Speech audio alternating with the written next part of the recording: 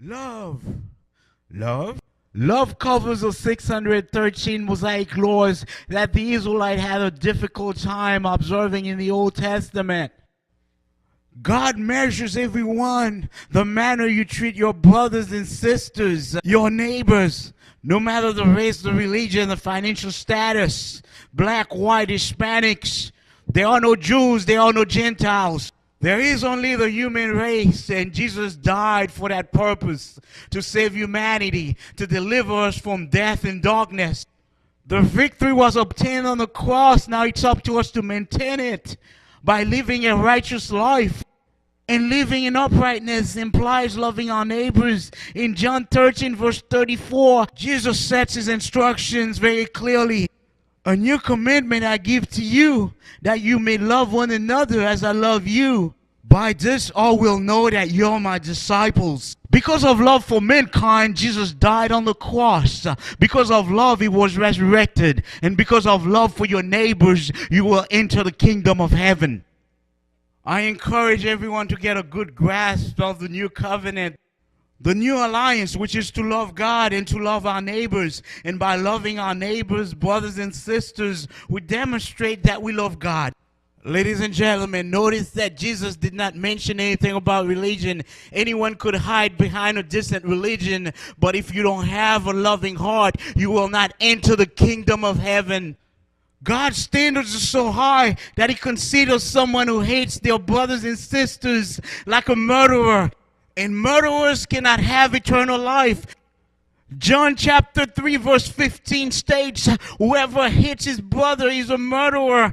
And you know that no murderer has eternal life abiding in him. Furthermore, in the next chapter, John chapter 4 verse 8, we read, he who does not know love does not know God, simply because God is love.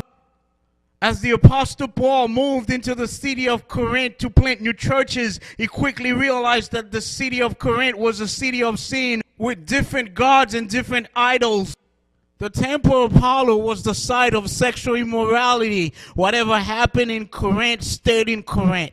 The church was constantly fighting pertaining to who's right or who's wrong. And one may perceive the same subject matters occurring in churches in modern days. Churches are constantly fighting one another.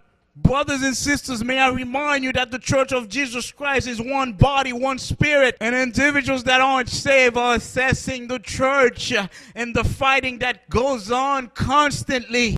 We are being watched. We must display an exemplary conduct. We must restore order into our own house, the house of God.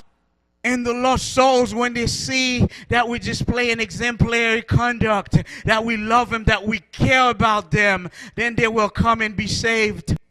1 Corinthians 13 verse 2 said, and I quote, I have all faith so I could remove mountains, but have not loved, I have nothing. In other words, if I'm unable to love my brothers and sisters, including my enemies, I don't care what my financial status is or how much money I have nothing.